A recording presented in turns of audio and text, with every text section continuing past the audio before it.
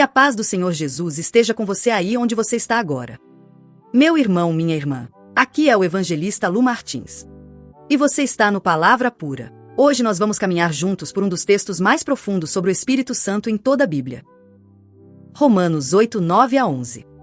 E eu quero te convidar a ficar comigo até o fim. Porque esse texto não é só para teólogos. Não é só para quem já leu Romanos muitas vezes. É um texto para o crente cansado. Para a irmã que está lavando louça pensando se Deus ainda se importa. Para o jovem lutando contra o pecado escondido.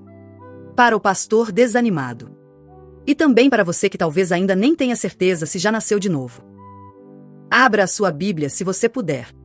Em Romanos capítulo 8. E vamos chegar juntos nos versículos 9 a 11. Antes de ler, eu quero te lembrar rapidamente do contexto de Romanos. Porque a palavra de Deus não cai do céu em versículos soltos. Ela vem numa história. Num argumento. E entender isso é essencial para aplicar corretamente. Na carta aos Romanos.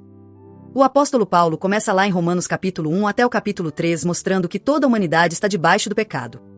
Judeus e gentios. Religiosos e irreligiosos. Todos igualmente culpados diante de um Deus santo. Ele diz que não há justo. Nenhum sequer. Todos pecaram e carecem da glória de Deus. A partir do capítulo 4 e 5. Paulo mostra a grande solução de Deus. A justificação pela fé em Cristo. Não por obras da lei. Não por mérito humano. Mas pela fé naquele que morreu e ressuscitou. Em Romanos capítulos 6 a 8. Ele mostra as implicações dessa justificação. Vida nova em união com Cristo. Libertos do domínio do pecado e da lei. Introduzidos numa nova esfera de existência. A esfera do Espírito. Logo no início de Romanos capítulo 8. Versículos 1 a 8. Paulo contrasta a mente da carne com a mente do Espírito. Os que vivem segundo a carne com os que vivem segundo o Espírito. E é exatamente nesse ponto da carta que entram os versículos 9 a 11. Explicando quem nós somos agora em Cristo. O que significa ter o Espírito Santo habitando em nós. E como isso aponta não só para hoje, mas para a ressurreição futura. Para a glória que ainda há de ser revelada. Vamos então ler o nosso texto. Romanos 8, 9 a 11. Eu vou ler devagar. E quero que você ouça como se fosse a primeira vez. Porque a palavra de Deus é viva e eficaz.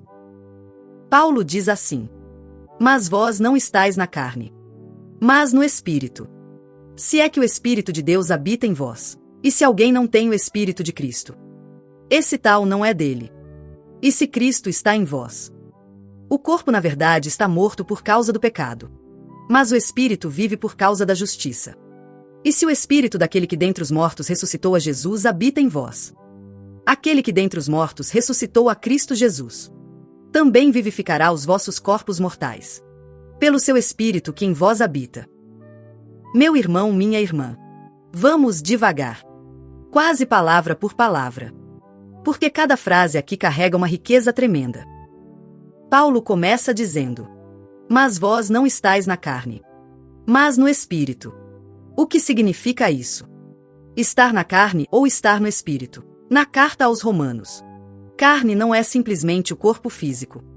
Não é só a sua parte biológica. Mas é a humanidade em rebelião contra Deus. É a velha ordem dominada pelo pecado. Pelos desejos egoístas. Pelo sistema deste mundo. Estar na carne é viver debaixo desse domínio. Dessa atmosfera de oposição a Deus. Por outro lado, estar no Espírito significa ter sido transferido para uma nova esfera de vida. É como se Deus pegasse você. Tirasse do território do pecado. E te colocasse em um novo território. Onde a força dominante agora é o Espírito Santo. A presença de Deus operando em você. Não é apenas ter momentos espirituais de vez em quando. É viver em um novo ambiente. Uma nova realidade. Paulo continua. Se é que o Espírito de Deus habita em vós. Aqui nós temos uma palavra-chave. Habitar. Ele não diz apenas que o Espírito de Deus visita vocês. Ele diz que o Espírito habita. Mora. Faz residência permanente. A ideia aqui não é de uma experiência ocasional em um culto de domingo. Não é um arrepio num louvor mais animado. Nem um momento de choro numa vigília. É a presença contínua de Deus dentro do crente. E perceba algo importante. Paulo chama o Espírito de Deus. E logo em seguida ele diz: se alguém não tem o Espírito de Cristo, esse tal não é dele. Espírito de Deus e Espírito de Cristo. O mesmo Espírito. Mostrando que o Espírito Santo é a pessoa da Trindade que aplica em nós a obra que o Pai planejou e que o Filho realizou na cruz. Ter o Espírito de Deus é ter o Espírito de Cristo habitando em você, unindo você a Cristo, tornando real na sua vida tudo aquilo que Jesus conquistou no Calvário. E aqui vem uma declaração séria e ao mesmo tempo consoladora. Paulo diz: se alguém não tem o Espírito de Cristo, esse tal não é dele. Ou seja, não existe crente verdadeiro sem o Espírito Santo. E não existe pessoa com o Espírito Santo que não pertença a Cristo. O Espírito não é um bônus opcional para crentes de segunda fase. Ele é a marca de quem verdadeiramente nasceu de novo. Ele é o selo de pertencimento. Talvez você pergunte: então a grande questão da minha vida cristã não é quanto eu sinto, mas se o Espírito realmente habita em mim e dirige a minha vida. Exatamente. E nós já vamos falar sobre como saber disso. No versículo seguinte, Paulo aprofunda ainda mais. Ele diz: e se Cristo está em vós? O corpo na verdade está morto por causa do pecado, mas o Espírito vive por causa da justiça. Aqui ele apresenta uma tensão que os teólogos chamam de já e ainda não. Já fomos feitos novas criaturas. Já temos vida espiritual verdadeira. Já fomos justificados. Mas ainda carregamos um corpo mortal, sujeito à fraqueza, ao sofrimento, à morte física. Quando Paulo diz que o corpo está morto por causa do pecado, ele está olhando para a realidade de que desde a queda em Gênesis, o salário do pecado é a morte. A morte entrou no mundo. Os nossos corpos adoecem, envelhecem, perdem forças e um dia se dissolverão no pó. Mesmo o crente em Cristo ainda experimenta essa realidade. Mas ao mesmo tempo, ele diz: o Espírito vive por causa da justiça. Aqui há uma discussão se Paulo está falando do nosso espírito humano vivificado, ou do Espírito Santo operando em nós. Mas em qualquer das duas leituras, a verdade é que dentro do crente já há vida. Já há uma realidade de ressurreição, por causa da justiça de Cristo que nos foi atribuída pela fé. Em Cristo, nós já fomos declarados justos. E essa justiça gera vida.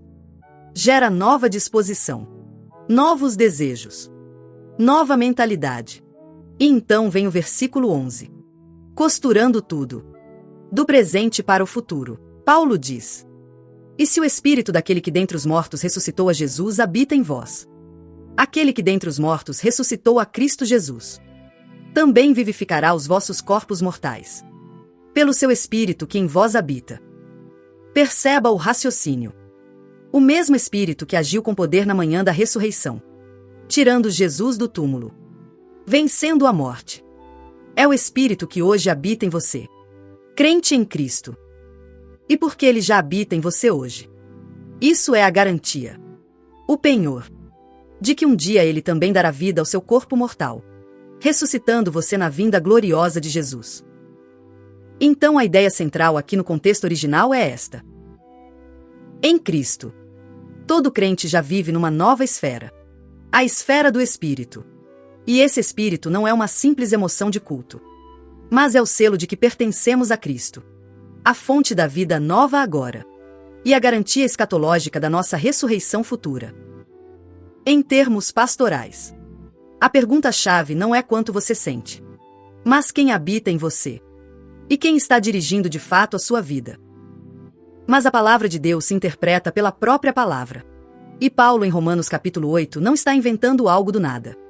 Ele está mostrando o cumprimento de promessas antigas e preparando o terreno para a esperança futura descrita até o Apocalipse. Lá no Antigo Testamento, Deus já tinha prometido uma obra profunda do Espírito nos últimos dias. Em Ezequiel 36, 26 e 27. O Senhor diz: dar-vos-ei um coração novo. Porei dentro de vós um espírito novo. Tirarei de vós o coração de pedra, e vos darei um coração de carne. Porei dentro de vós o meu espírito, e farei que andeis nos meus estatutos. Não é performance humana. É transformação interna.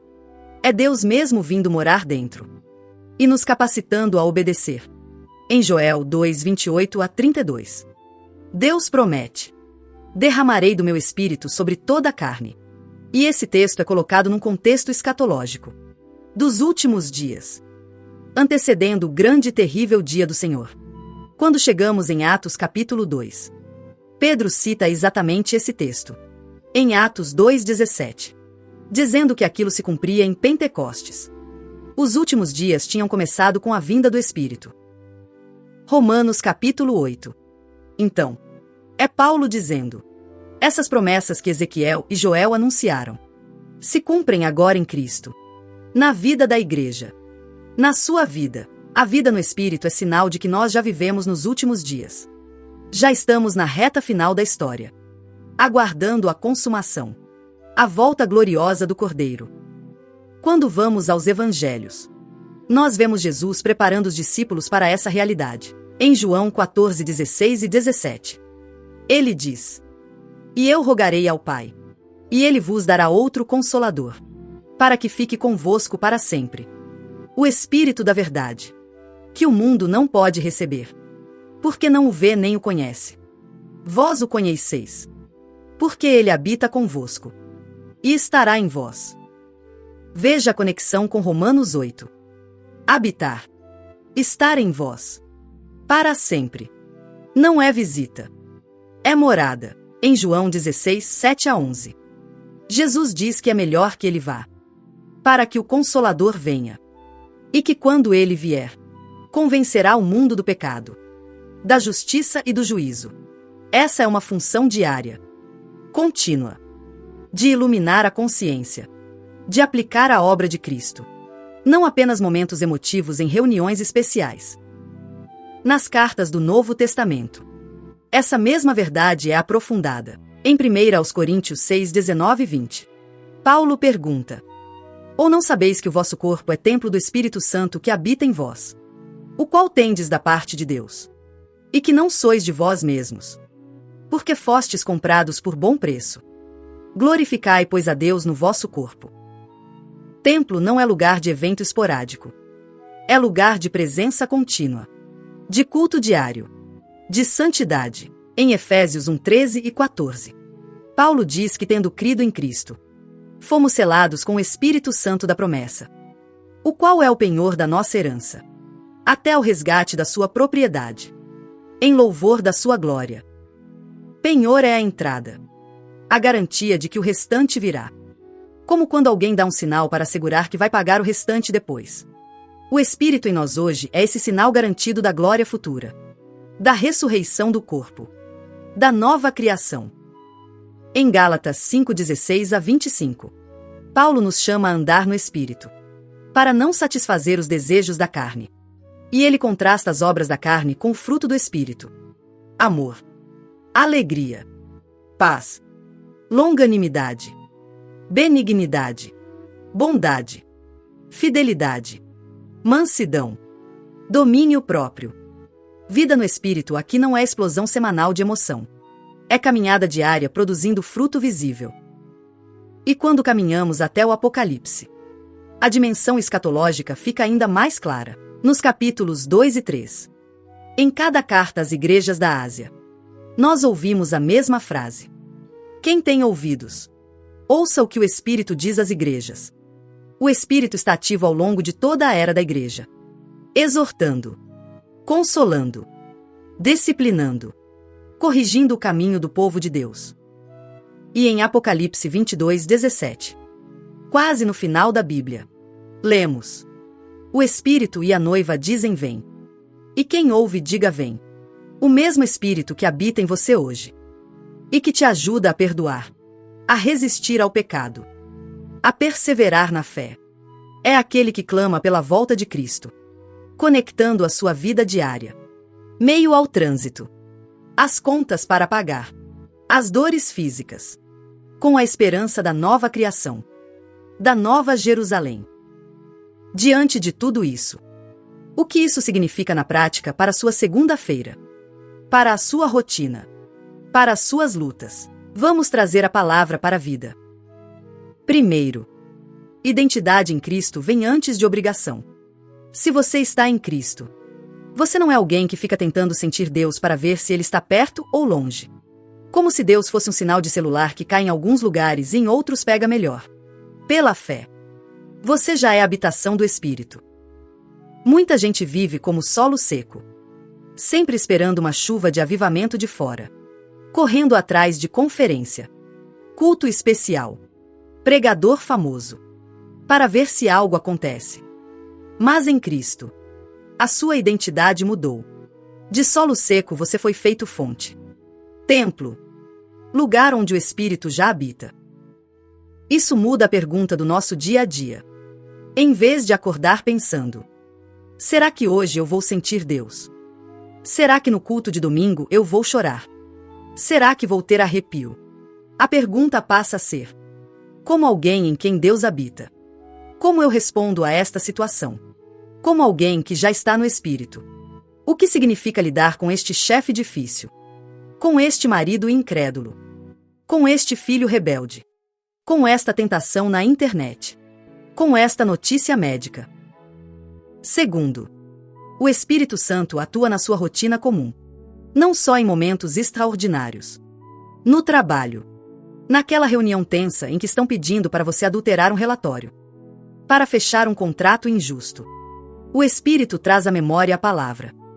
Lembra você de que o justo viverá pela fé. Lembra você de que melhor é obedecer a Deus do que aos homens. E Ele produz em você a coragem de dizer não. Mesmo que isso custe algo. Com aquele colega difícil. Que provoca. Que fala mal de você. Que te humilha. O Espírito produz fruto de paciência e mansidão. Lembrando você de que Cristo, quando insultado, não revidava, mas se entregava àquele que julga retamente. No lar, o Espírito capacita você a perdoar. Quando o cônjuge falha de novo. A pedir perdão quando você erra. A servir em silêncio sem ficar jogando na cara. Sem procurar aplauso. Ele te lembra de Efésios capítulo 5. De que casamento reflete Cristo e a Igreja. E isso muda a forma como você responde nas pequenas coisas. No ônibus lotado. No metrô cheio. Na fila do mercado ou do posto de saúde. No trânsito travado. O Espírito trabalha domínio próprio. Freando respostas impulsivas. Ajudando você a não explodir com o motorista. Com o atendente. Ou a não descontar nos filhos em casa o estresse do dia. Ele sussurra ao seu coração textos como Tiago capítulo 1. Seja todo homem pronto para ouvir. Tardio para falar. Tardio para se irar. Na luta contra o pecado escondido. Aquele site que você acessa quando está sozinho. Aquela mensagem no celular que você apaga para ninguém ver. Aquele dinheiro que você desvia. Aquele ressentimento que você cultiva. O Espírito não te deixa em paz. Não porque ele te odeia, mas porque ele te ama. Ele convence. Traz uma tristeza segundo Deus, que produz arrependimento. Ele aponta você para a cruz. Mostra que em Cristo há perdão real. E também poder para mudar. Aqui entra um ponto muito importante. Discernir entre arrepio e presença. Emoção não é inimiga. Deus nos fez seres emocionais. E é maravilhoso quando num culto nós choramos. Nos alegramos. Levantamos as mãos. Sentimos o coração aquecido. O problema é quando nós usamos isso como termômetro da presença de Deus. A Bíblia nos dá critérios diferentes. O Espírito sempre exalta Cristo e a obra da cruz. Não o ego humano. Não o nome do pregador. Não a marca do ministério. Quando algo é realmente obra do Espírito. Jesus fica grande. O pecado fica grave. E a graça fica maravilhosa. O Espírito produz fruto visível ao longo do tempo. Não apenas experiências intensas de fim de semana. Uma igreja pode ter muito barulho, muito movimento. Mas se o povo continua mentindo, falando mal um do outro, vivendo em adultério, dividido, sem compromisso com a verdade, algo está errado. Por outro lado, uma comunidade simples, sem grandes recursos, mas onde as pessoas vão se tornando mais parecidas com Jesus, mais pacientes, mais generosas, mais santas. Ali o Espírito está agindo. Ainda que não haja tantos fogos de artifício emocionais. O Espírito nos leva à palavra. Não nos afasta dela em nome de supostas novas revelações. Ele é o Espírito da verdade. E a tua palavra é a verdade. Disse Jesus em João 17:17. Então qualquer experiência espiritual que te arraste para longe da Escritura. Que diga que Bíblia é pouca coisa. Que agora é só revelação nova. Não é obra do Espírito Santo. Por mais forte que seja a sensação. Aplicando isso, nós precisamos avaliar a nossa espiritualidade muito mais pelas mudanças de caráter ao longo dos anos, do que pela intensidade de sensações em cultos específicos.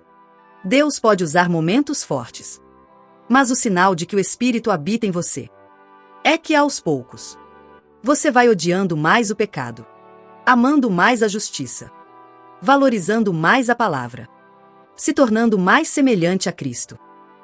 Quarto, vida no Espírito e esperança escatológica andam juntas. A presença do Espírito hoje dentro de você é um lembrete constante de que este mundo não é o fim. Não é a sua casa definitiva. Quando você sente o peso de uma doença crônica, de um diagnóstico difícil, quando você vê seu corpo envelhecendo, perdendo vigor, isso dói. Isso cansa. E o inimigo tenta usar isso para soprar no seu ouvido. Acabou. Deus te abandonou. Mas Romanos 8, 10 e 11 nos lembram.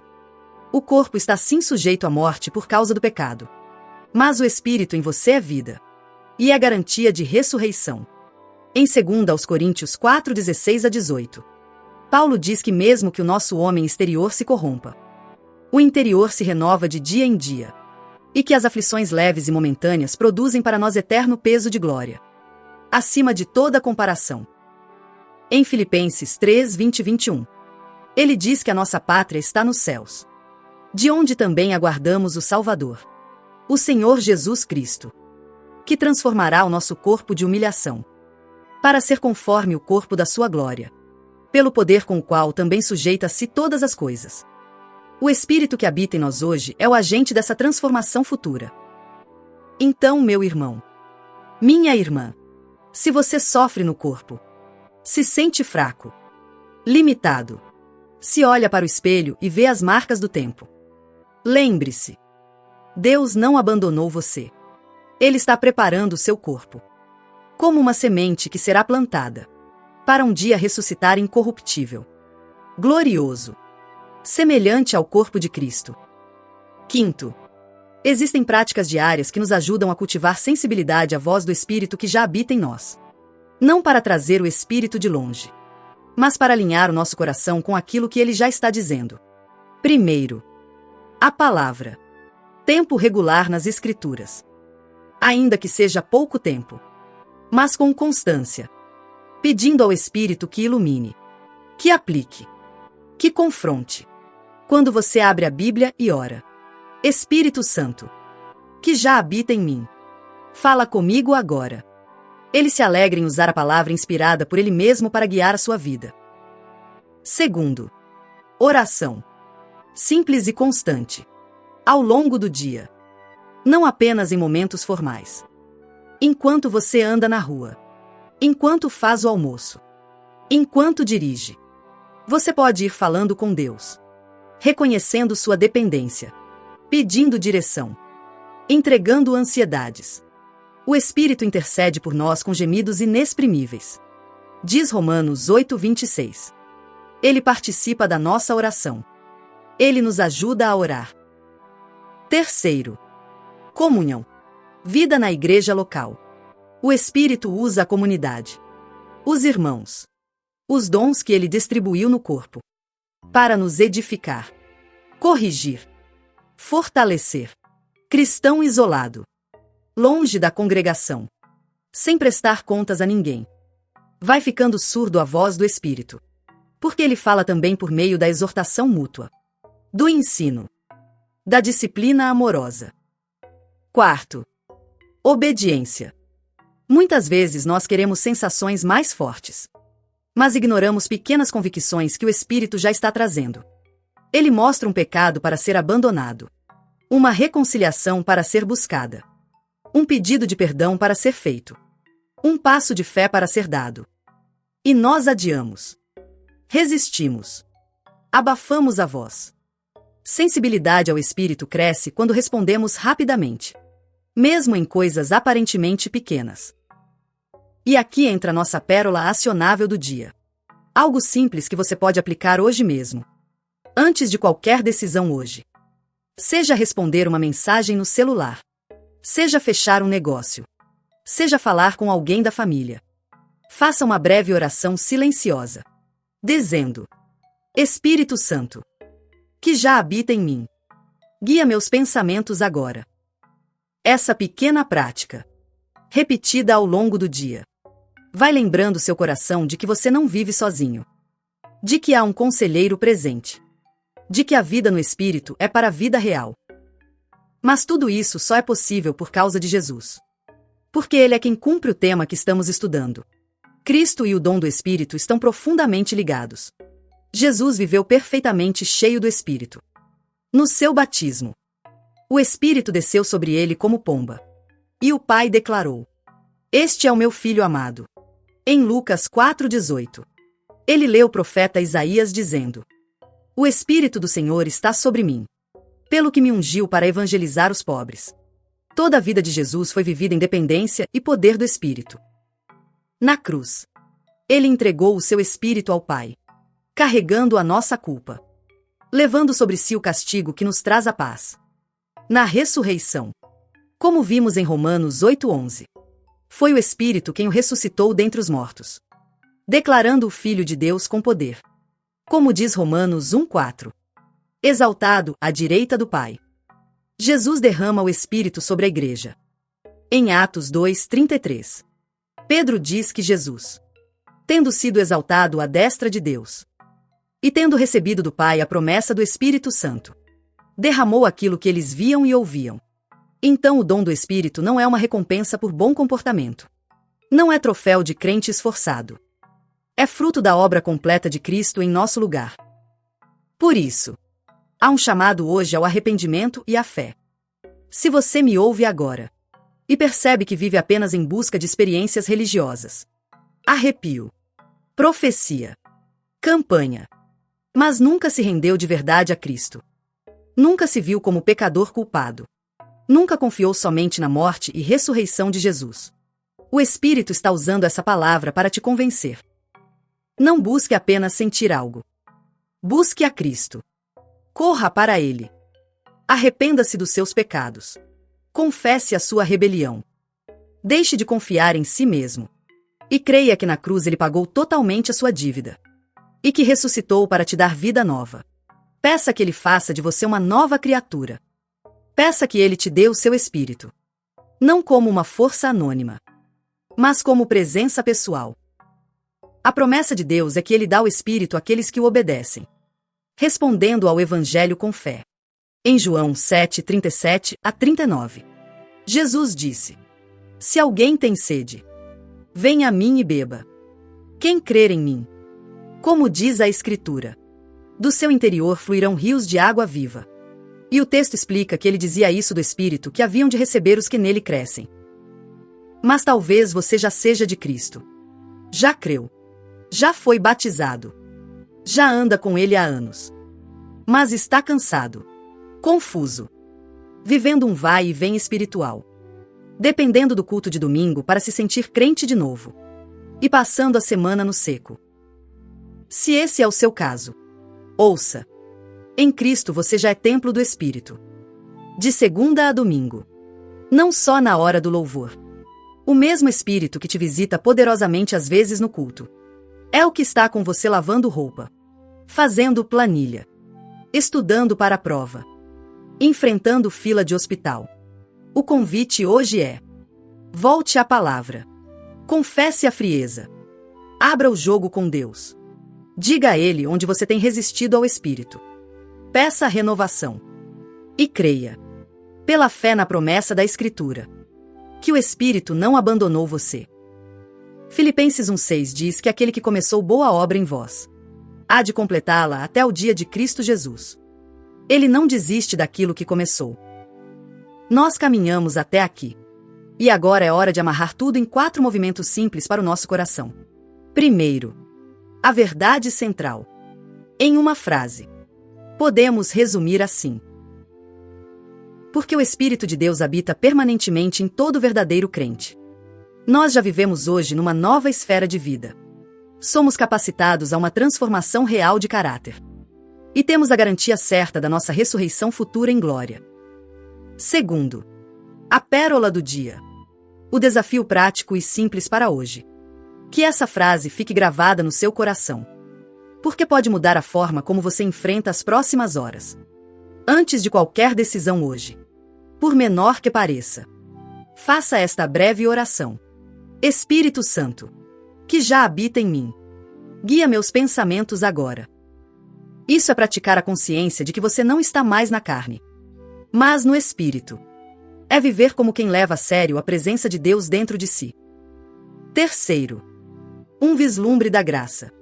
Tudo o que ouvimos hoje sobre o Espírito não é um peso a mais nas suas costas.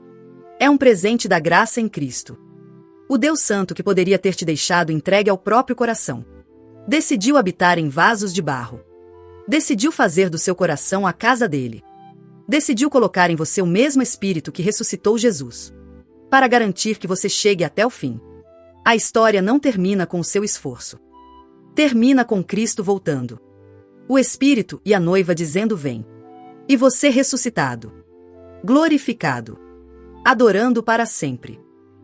Por fim, uma chamada à oração. Eu quero orar com você agora. E te convidar, se possível, a fechar os seus olhos. E abrir o coração diante do Senhor.